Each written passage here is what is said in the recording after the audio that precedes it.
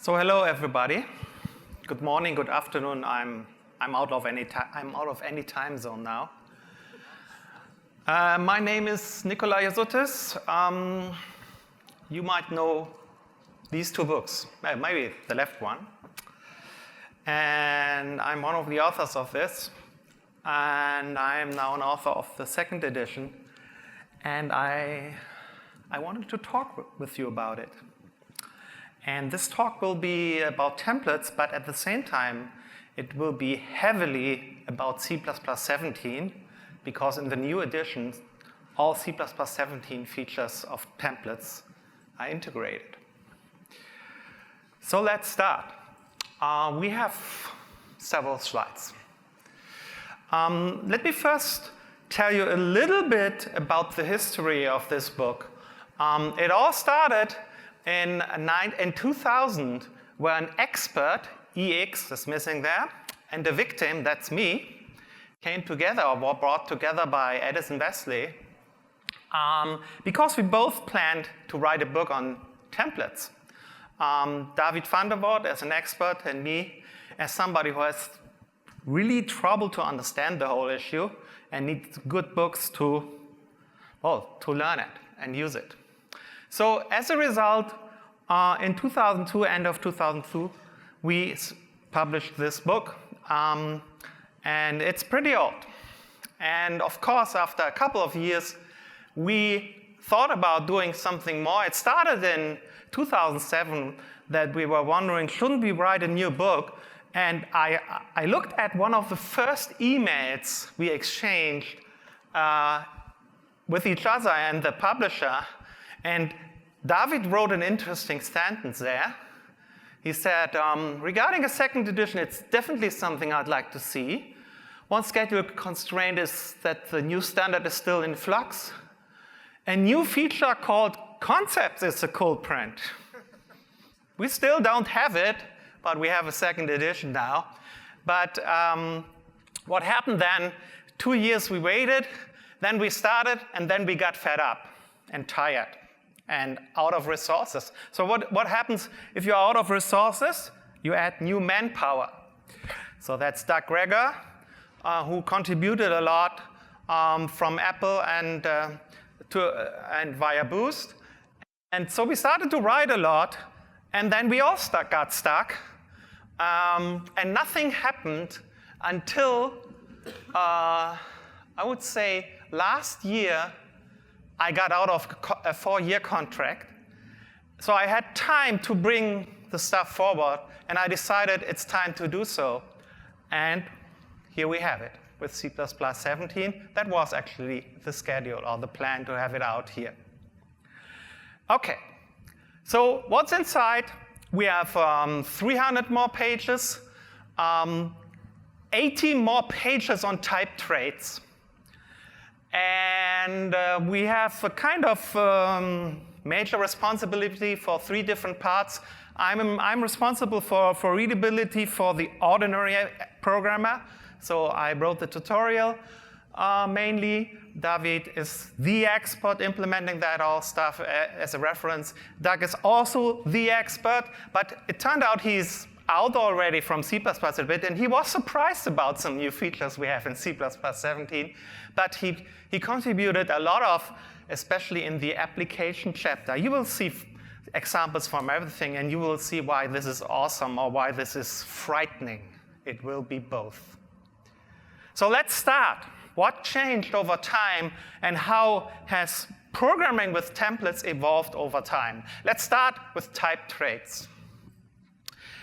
Type traits was the first major application of Sphene. So the idea that if a template is not valid, is not valid code, it's ignored. And we use that to say, well, whatever we check with is so-and-so, we have 2 member templates, test and test. And the one has lower priority, the lower one, according to overload resolution, because the argument are ellipses, and the upper has higher priority, but the moment it gets invalid, it's ignored. So that was a whole trick, and the goal we had was find something that exactly fits what we are looking for, what we want to check in a trait. It turned out when we started about that, we used enums for the resulting values. In the first edition, we used yes and no. But now in the second edition, we switched to something new, of course, following the conventions of C++11, so that First of all, I have to say something different. One problem here is that character and long, we check for the return type, the size of the return type, and character and long on some machines have the same size. And that's true, they have. On that machines, even a long size of long is 1. Because by definition, size of long is always the size of character, and if character and long have the same size, long has a size of 1. And so we needed a better way to distinguish these two cases, so we came up, that was already in the first edition, with having 1 character and 2 characters. They couldn't, by definition, not have the same size. There were various ways to do that. Okay, so the whole trick is to use this framework to define in a trait, to formulate what you want to check so that it exactly fails when it's not the case. So here it is. We check for is default constructible. It's not easy to find exactly the right thing, so you might call the default constructor. It turned out that calling new with the default constructor is even better. And because this creates something, this creates a sign, we needed a helper taking as a template, taking the size as an argument. So these 2 lines in the middle are the outcome, and then it works. Fine. Next step we did was, enums are not very type safe. So using yes and no as an enum is a problem because in fact we are returning bools here. So let's use static const x per bool. And we did that, of course. Okay, the next thing we did was, in C++11 we introduced some better words for instead of 1 and 2, we have toType and falseType. So we can use them. They are different types. So we no longer have to check for the size of the return value. We just have different types. It's predefined by the library, so let's use it. So our resulting value depends on the type of which test is used. And as a test, member functions or member function templates return different types. This is the way we check it. The next evolution was that it was always a trouble in Sphinx to some extent to have the check in a function signature. So because Sphinx, we need it in the declaration. So either in the arguments or in the template arguments or in the return value or wherever. So in the meantime, the technique involved and was possible that we can instead use an optional additional template argument. So we could add a type name here just for the purpose of doing the right check and disabling the feature if we don't want it.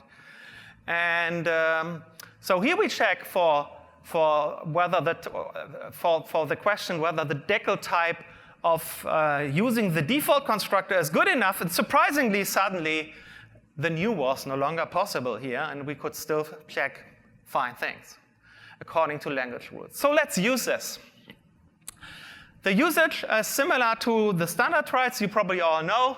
So instead of we use our conventions, so we have is and at the end a capital T, and we print true and false at the end. So you can partial specialize or full specialize your function, your class declarations on that, and that's fine. A couple of things are not possible. First of all, there's no partial specialization for function templates. And we still don't have it with C++17. So that means we need another way to dispatch between different implementations of a function. To have different implementations of a function, we need, unless we have if construct expr, we need different argument types. So that means we need the types. But there was another interesting problem. And the other interesting problem is if you print out the value, so your const expr static bool, to see std out, everything is fine. But the moment you use references, you can get into trouble, which surprisingly rarely happens in practice, so that not many people know that. And so if you, for example, declare a template taking a reference and you pass the value of this type trait, it might not compile. And for example, not with Clang. And if you pass it as a bool reference, it might not even compile with GCC, provided you use -02. With -03, it compiles. And if you pass it use it as a bool star, it only compiles with Visual Studio. So what's the problem here? The problem is that if you declare a static const expr if, this is a declaration. This is not a definition by language rules before C++17. So that means whenever you use it and you need ODR, so the one definition rule, which is not the case if you pass it by value, but in all other cases, it might, or not all, I'm not a core expert. So in several other cases, and the interesting thing is when you need the address of the object, for example, so you pass a reference or pointer, things might fail, as I just told you. So according to the standard, this is correct. Without definition, you might get a linker error if this is not optimized away. So you need in exactly one translation unit a corresponding definition of this value in your type trait. I hope you all do that. Well, maybe not, because obviously most things work without. But the things are better with C++17, because in C++17 we have introduced inline members. And that means, and implicitly declaring a const expr static member is an inline member. So since C++17, the thing above is a definition. So that's fine now, portable, even if you pass a reference, even if you pass a pointer. And is this backward compatible? Yes, because if you have a definition outside, this is now considered a redundant declaration, which is deprecated. So everything still compiles. One reason a couple of people don't run into this problem is you can solve both problems. One problem was that for functions, I need different types returned by the trait. And this problem, you can do a different approach. And the different approach is, instead of defining a value in your type trait, static const expr bool, you define a type. Here is it called capitalized type. In the standard, we call it lowercase type. So this makes the last line of the trait even smaller, because we just initialize our resulting type as a decal type of the test function that was instantiated. And then we derive from this type, because it's either true or false type, then true or false do the rest. And your member type is declared, etc. And all the ways you can use standard traits are available now for your trait. And this is currently, I would say, the state of the art you're using to define traits. Let's try them out. We can now compile even with this technology before C++17. We can compile all these cases where we pass references or pointers. And we can implement different functions against this trait by tag dispatching. That means if we have a function we want to call foo, inside foo we call this trait, and according to this we call a helper function which is specialized for one or both cases. That's the way we do it. Okay, are there other ways to do it? Yes. One way is standardized with C++17, which is a remarkable, simple type trait, utility called VoidType. From different perspectives, different proposals came out with the same idea, and the idea was VoidType takes an arbitrary number of types and voids them, which at first looks very strange, but what is the application? You see it here. You have your default implementation just saying, well, I'm by default not default constructible, and then I have a specialization, and inside the specialization, as a second argument, I pass a void t of whatever I want to pass, and whatever I want to check as long as it provides a type. So for example, decal type of the default constructor does the check we need. As this is a variadic template, you can pass multiple arguments here to void t. And that's turned out to be very helpful, although there are some flaws with SWINE friendliness, etc. So sometimes you can use it, sometimes not, or you need additional effort. Is that all? No. There are these young guys coming from school and think they can do everything better. And one of them is Louis de Jong, who is the author of Boost Hana, and you might probably know him. He has another cool idea. He says, there's far too much boilerplate in this code. Let's make it different. Let's use a definition called isValid, and I only want to have one line to define what my trait is checking for. And for that, I use a lambda. So you say here, always with the same syntax, I get something, and in the return type declaration, I make the corresponding check. Here using a little helper that you can define, or that is defined by Boost Hana. And that's it. You have defined is default constructible. In principle, we could provide is valid and val-ut in the standard library in the next version, and that would be a one-liner to define your trait. Well, in this case, you define a trait object, not a trait type. Usually it's the other way around. So what you might still need is then to say, well, and the type of this trait function object is my trait type. And everything works. You're curious how it is implemented?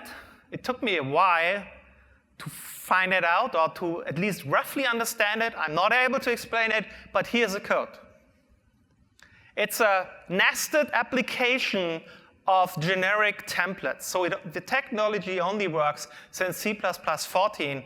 And you see that you have one template where you pass the function, and then another template where you pass the arguments, and you more or less, the function f is your lambda you want to check against the arguments, and the rest is the code, how it works, and perfect forwarding, etc., with all these strange language rules. By the way, one thing I was very, very confused about was that in the outer lambda, I have f, which I don't have to capture into the inner lambda, although I use it. because not the object is used. This is used as in an unevaluated context.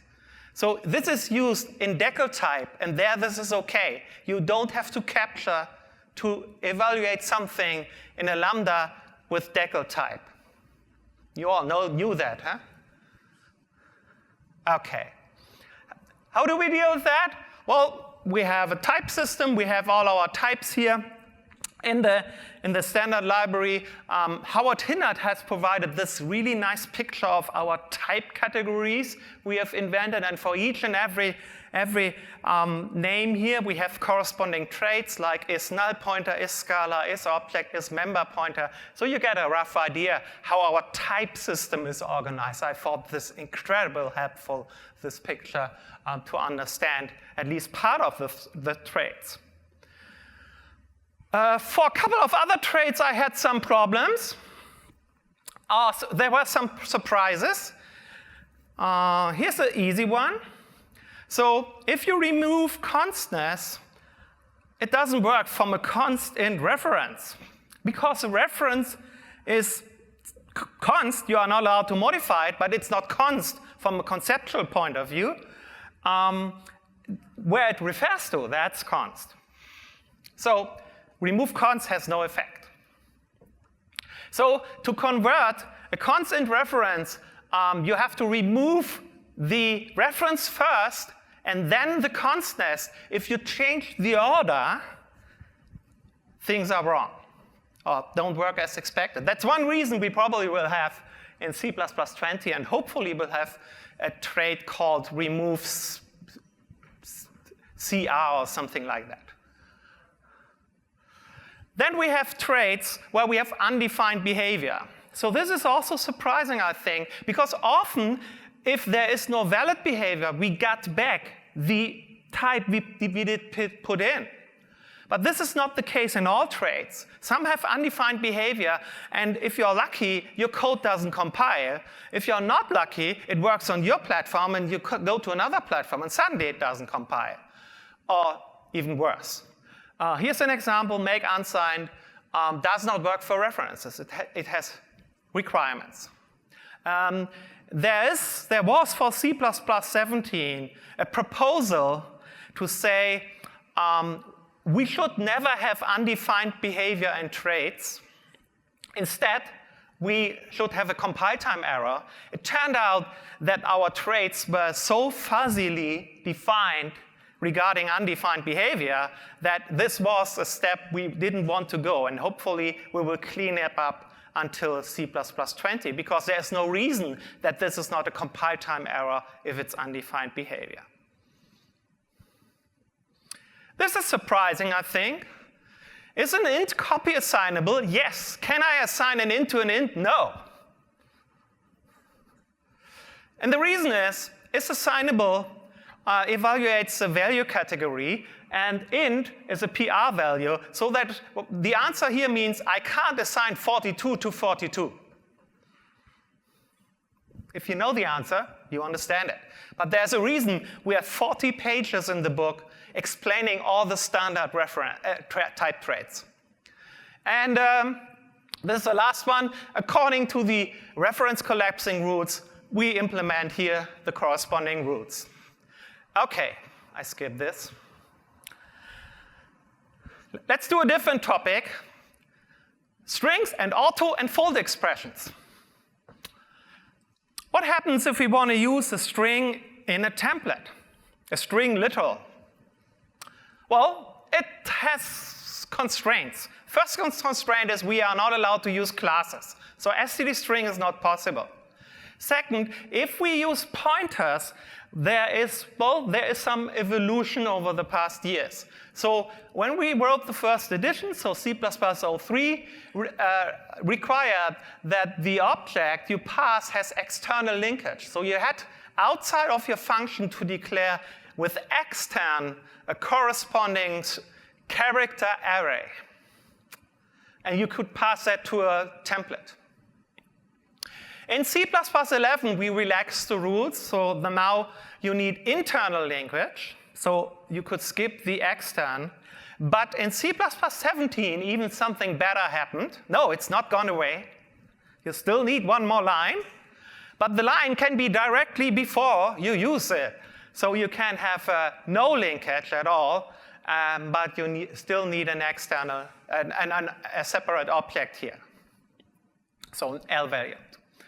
So, and that's the way you can do it now in C++17, but that means that we have local visibility of the string we pass to a template. Another feature we can now declare the template argument, the non-type template argument, to be auto.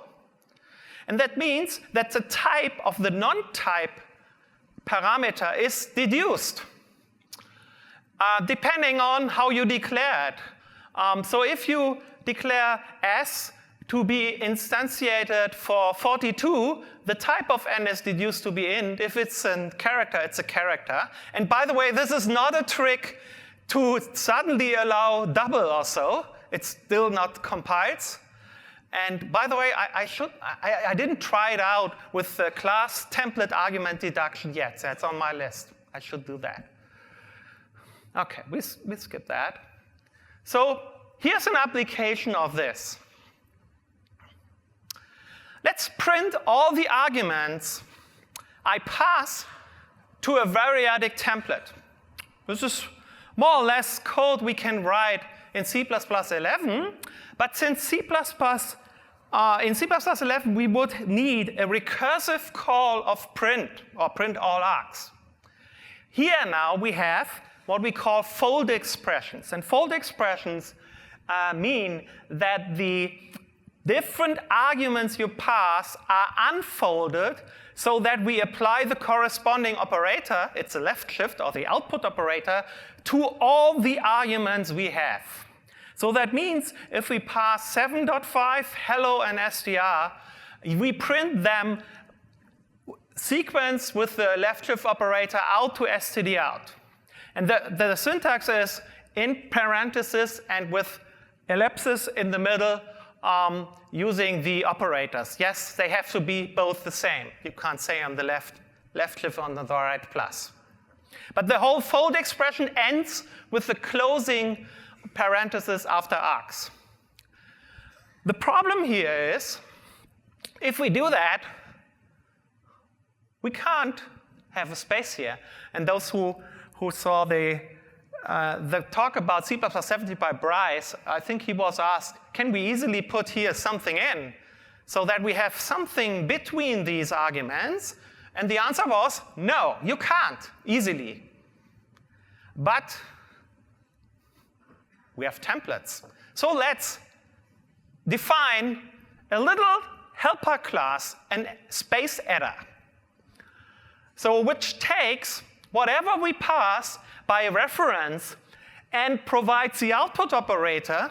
And each time the output operator is called, well, it prints it out followed by a space.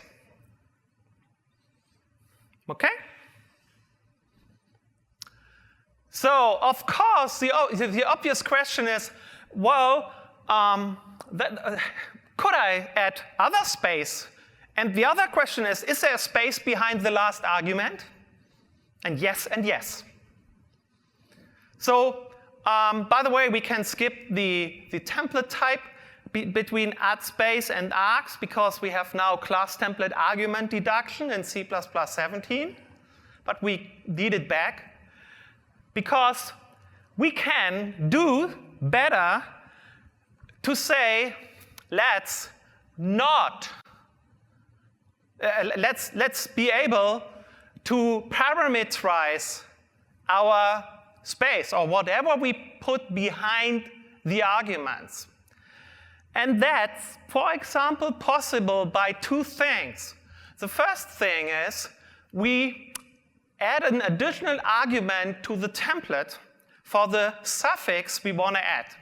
We could, of course, pass an additional parameter which we store in the private member and then use with every output. But this time, it becomes compile time code. We don't have any overhead. But the problem is, of course, it has to be valid what we pass as an argument. And if we want to have a suffix which adds comma space, we would use the trick I just introduced, a string object, a character array with no linkage. So right defined before. And passes as a second argument. Of course, the immediate question is there now, even worse, comma space after the last argument? Yes, there is. So let's fix that. Because in print all args, we can split out the first argument. We can have special treating for this first argument. So for the first argument we print, and for all the others, we print first the separator and then the next argument. The other way is not possible because a parameter pack cannot be in front of the end. So you have to do it that way around. And the interesting thing is now, because we use auto here, we can do both. We can pass a character, or we can pass a string.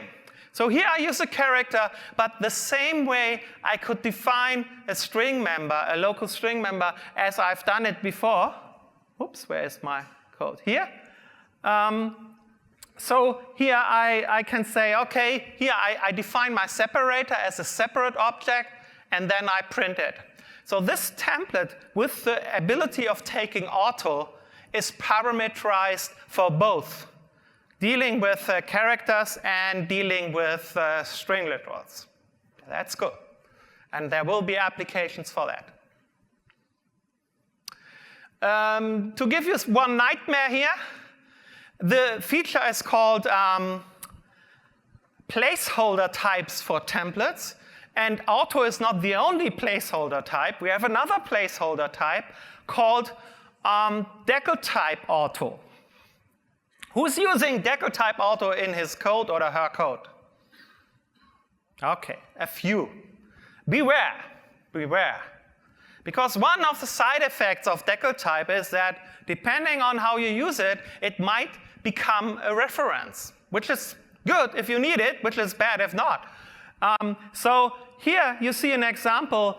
If S is instantiated for an integer x, you instantiate the trait for n having the value 42 and having the type integer. Okay? Now if you pass an object like int, here we have y, and you put parentheses around it,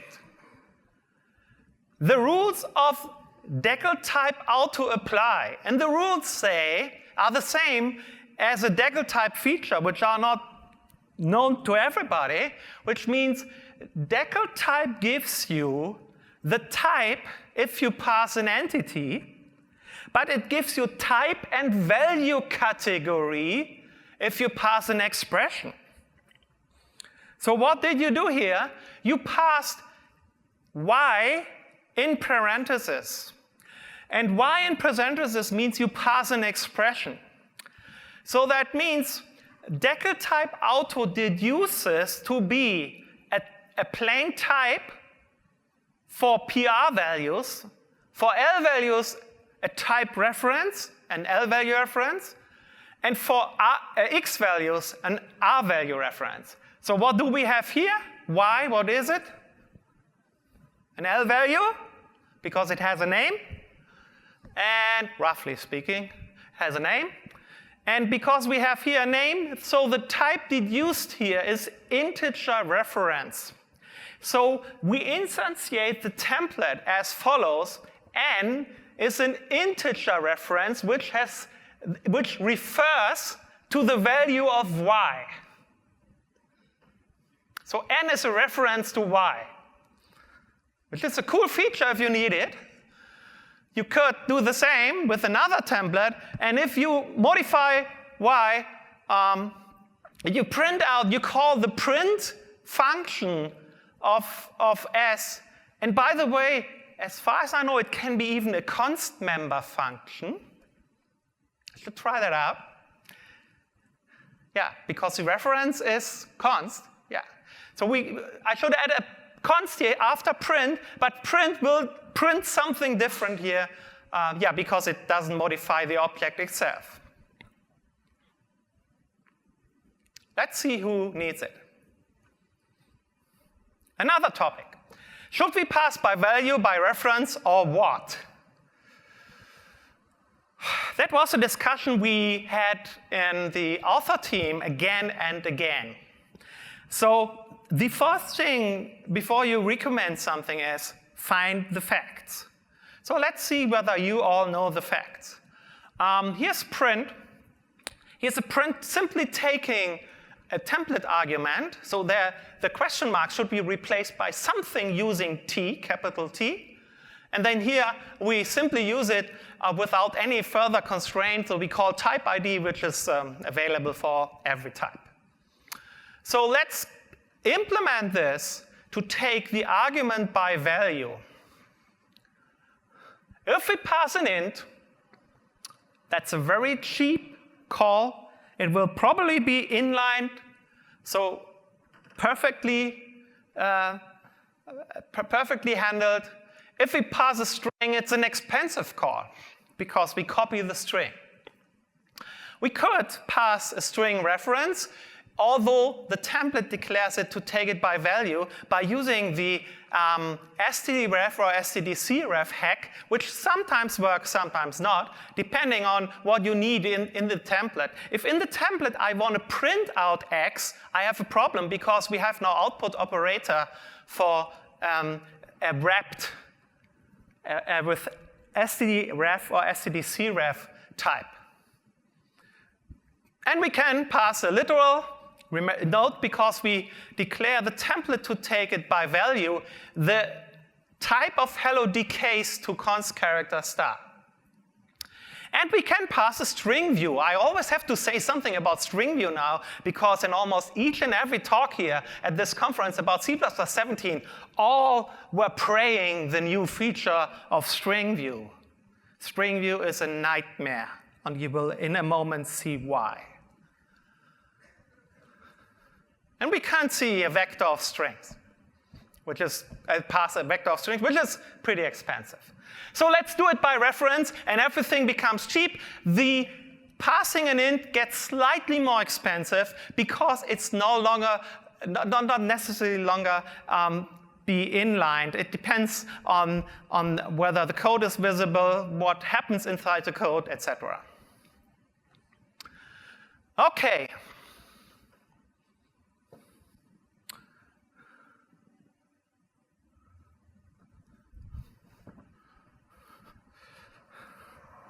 There's something wrong with the order. No, oh no, there's nothing wrong. Here, yeah, I should say something. Here, remember one nice change here.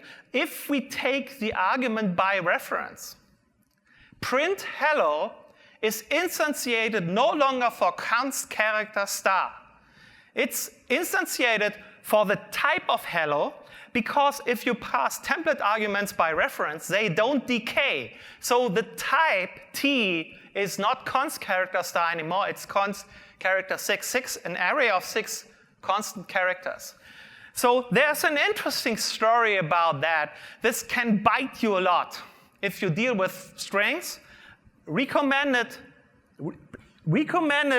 a theme for your test suites. Use strings of different length, because they have different types. If in a template you use references, and suddenly your test suite might fail. Please do that. So we had that problem, by the way, in C++ 98. We declared make pair to take a const reference. And the problem was, if we called make pair for hi Nico, the pair was a pair of 2 different types. And we got crazy error messages when we passed this to a map or tried to compare them or so. So this was one of the few relevant fixes in the API of things in C++ 03. We decided to take it back and to pass these things by value. So by reference is not always better to solve this problem, which just makes it more expensive. In C++11, we had universal references. So references came back, and the problem came back because references don't decay, and that also applies to universal or forwarding references. But we have type traits now, so we simply have to declare this as that the return type is a pair of the decayed type of the first argument and the decayed type of the second argument.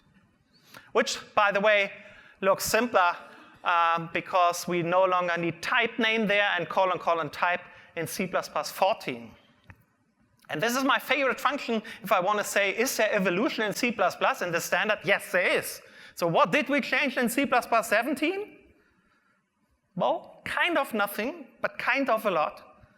You no longer need make pair because we have now a deduction guide. A deduction guide says you still don't have to provide the argument types if you create a pair. You can write pair P, and I pass hi and Nico.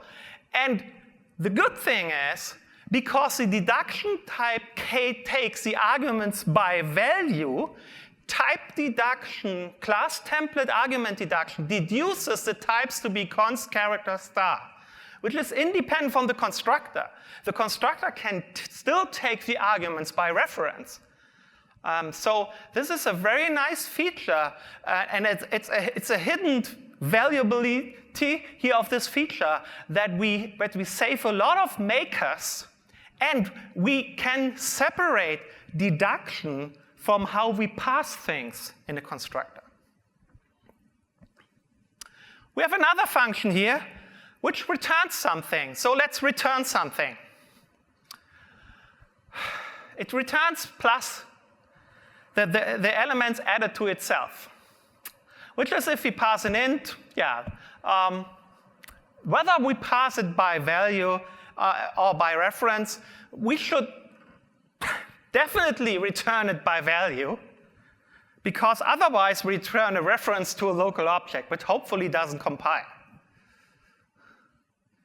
So the next case I had before was string view. So if I use string view, and string view does not have a definition of operator plus, so let's define one. Of course, as we create a new object, we can't return a string view. We have to return a string. But that's fine. So let's use it here. What happens?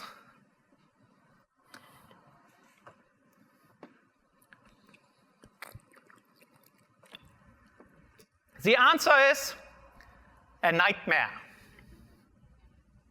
You have a fatal runtime error because string view is worse than a string reference. A string reference will extend the lifetime of the return value. And what we return here is kind of string reference.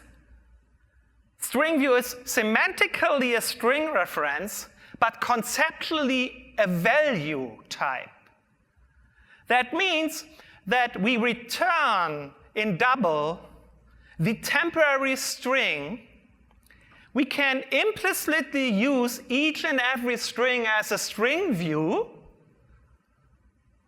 and directly after the statement, the return strings gets destructed. And our string view we return here, when it is used, uses freed memory. We will see this problem. We will. I promise you. So, again, caveat. String view is worse than an std string reference. Don't use it if you could use a string reference. Don't never use a string view to initialize a string. Or in more general, as Jason Turner yesterday said, if you have a chain of calls, there should never be a string at the end of the calls when in between there's a string view. One special thing is, don't use a string view to initialize a string member. Never return a string view. Never initialize a return value as string view.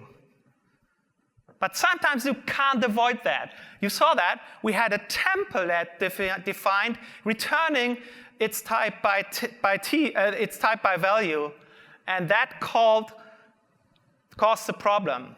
So looking back in our function here, look, the problem is the return value is assigned to an auto, so we don't see that this is a string view.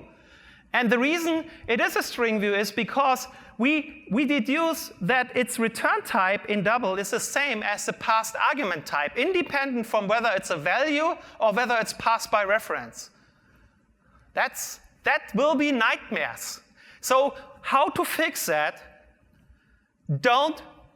Never, because of string view, never return in your function, declare your return type to have the same type as an argument type. Use auto. Auto would mean that our template deduces the return type of plus, which is an std string, and everything would be fine. And there's another interesting consequence here. Too bad that Herb is not in the room. This means almost always auto is broken due to string view. Because you can't be sure that people do return auto. They might return t. To see the danger, you should not declare the return type to be auto, because auto can become a string view. Yeah? We are all fucked up with string view. Sorry, that's on video, huh? No, I didn't say that. Beep. Okay. So what is the right thing? Declare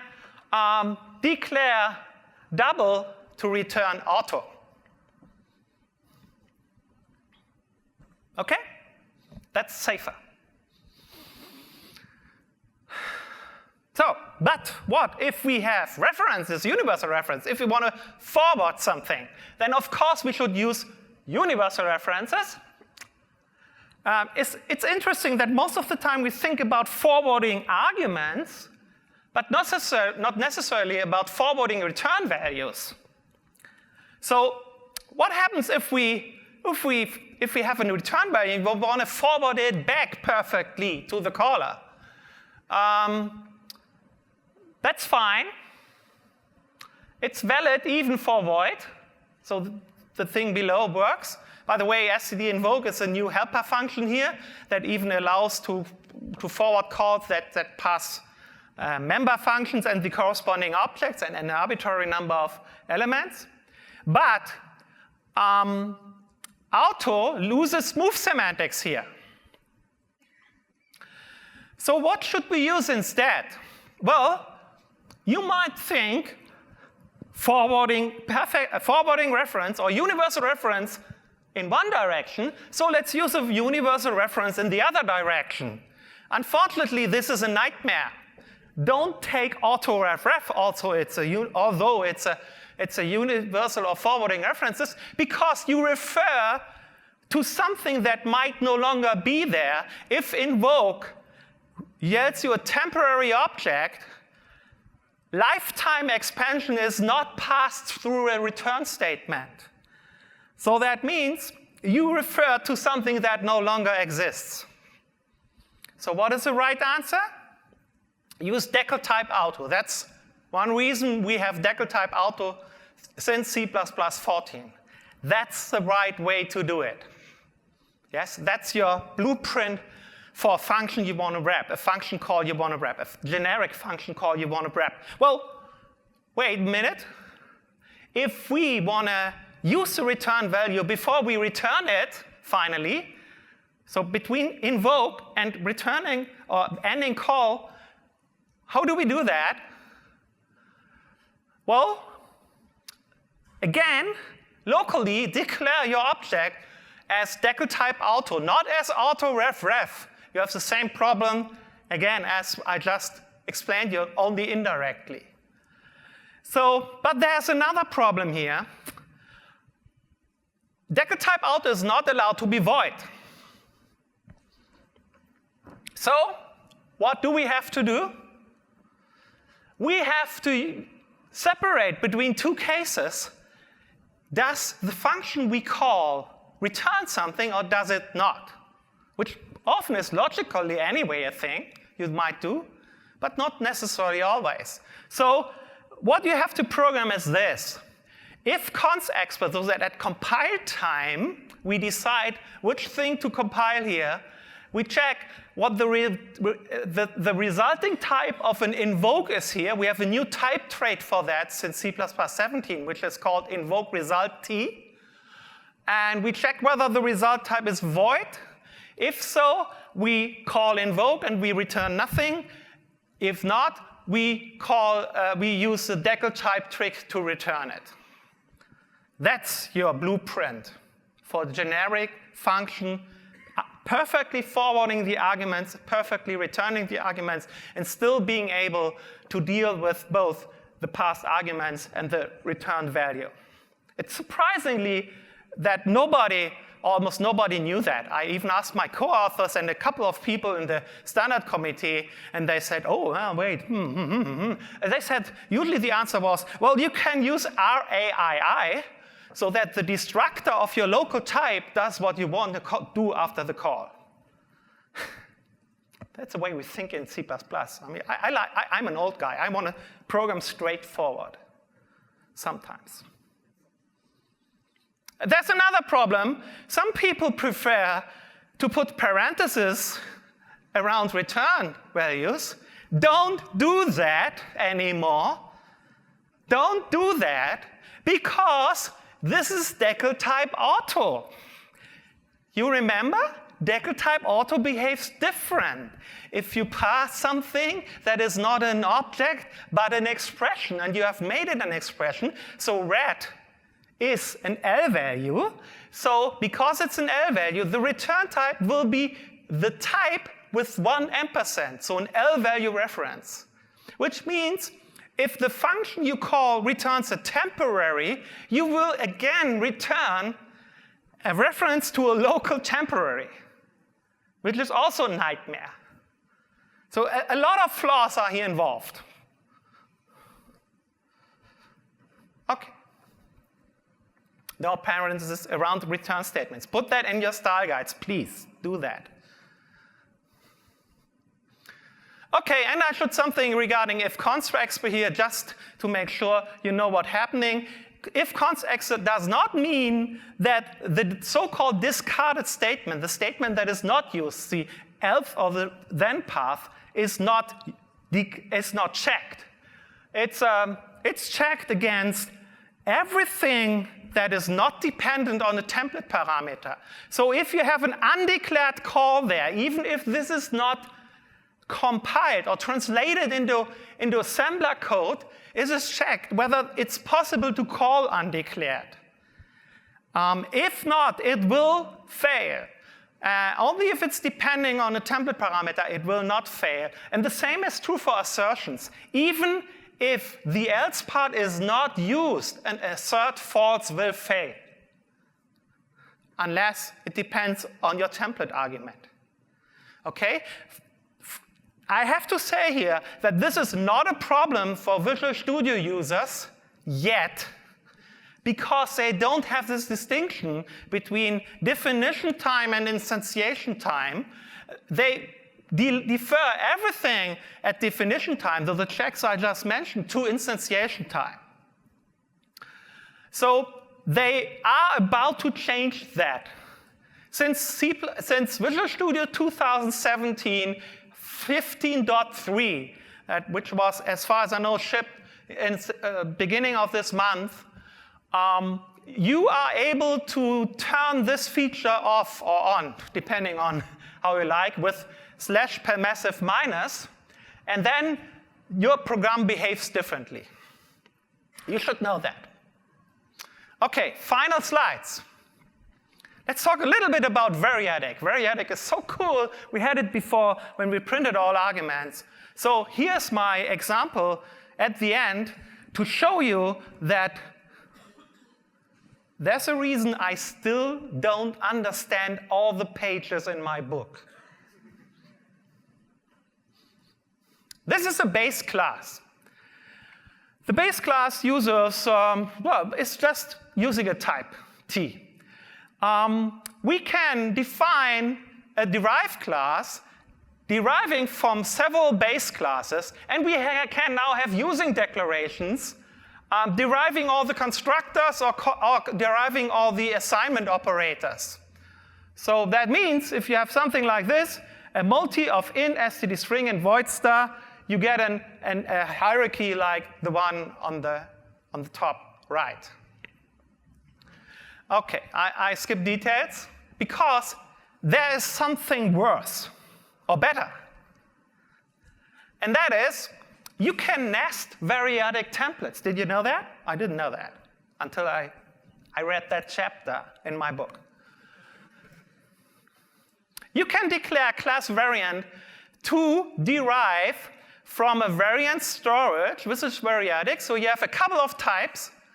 And so you're deriving from all these types. It computes the storage. And the reason we might do that might be CRTP, if you have heard about that. But now look at the next line. No, that means if we have a variant int double string, it produces that you derive from these three, from a variant of these three types. Now let's see the second inheritance, or the second specification of a base class. Here we have twice variadic templates. We have nested pack expansions. Because we want to have that we have for each type a base class, and in that base class we have all the types known. So we have twice ... Look at that. And that means that this expands to having 3 more base classes. And in each base class we have, again, we, as a first argument, place our own type, and then all the types. So because that we use in the implementation to find out which is the index of our type in this base class or in this type. Scary? I don't know. Cool. And then you can use using declarations. You can say, I want to, when I destroy, call all destroy functions of all my base classes using fold expressions, etc. I like C++, and I hate it. So let me summarize. These were probably my biggest findings, concerns, or those I can tell you, and I understood them. Maybe the last one, a little bit only. What we see is C++ is tricky. You can do everything, but you can make every mistake. And by the way, thanks to all contributors, that's not for the mistakes. That's thanks for all the things that we got. Templates are tricky. We wrote the book. You might see almost each and every example of this there. And you saw a lot of things in C++ 17. And the good thing is I currently also finished a first draft of a book about C++ 17, covering all the features, not only the template features. This will be available as an agile project. That means it will be available with the first 130 pages pretty soon in the next 4 or 5 weeks. And you can buy it for a very low price and then get all the updates for free. And the more content is in, the more expensive the book will become. So if you are interested, because I do it for a living now, register at the website or look at the website. And By the way, I'm still looking for reviewers, but please don't register all. I might then say I have enough. And finally, let me thank compiler support. Let me thank all those guys who made this happen. All examples I showed you already compile in at least one compiler. Thank you very much, all the guys, for that. That's it. Thank you very much. I'm here, available the whole week. I'm still available to talk about how to teach C++. You see how bad it is. And some book signing. There will come new books there. I told them to prepare for 100 books. They didn't trust me. Okay. Now tomorrow there will be more. And that's it. Thank you very much. And I'm here available for questions. Thank you very much.